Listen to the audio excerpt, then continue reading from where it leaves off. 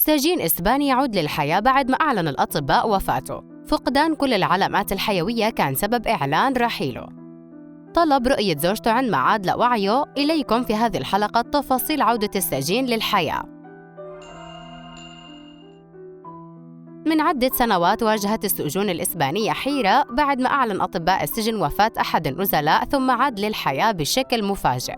بدأت القصة عندما وجد حراس أحد سجون إسبانيا شاب يدعى غونزالو تويا خيمينيز عمره 29 سنة فاقد للوعي في الزنزانة، وتم الكشف عليه من قبل طبيبين شرعيين وأكدوا أنه ميت.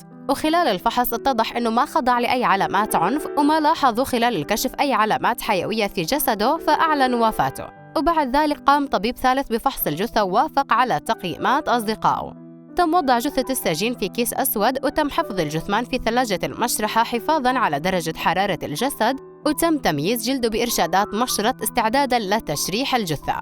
لكن المفاجأة إنه الأطباء سمعوا شخير في الكيس الأسود في المشرحة، وفي اليوم التالي عندما فتح الأطباء الكيس الأسود للتشريح وجدوا إنه السجين ما زال على قيد الحياة، وفوراً تم نقله لسيارة إسعاف إلى مستشفى أخرى للتعافي من الحادث اللي تعرض له، وبعد فترة أصبح وضعه الصحي مستقر. أزمة السجين استمرت لمدة 24 ساعة تقريباً، وبعدها استطاع العودة للوعي، وكان أول كلامه أنه يريد رؤية زوجته.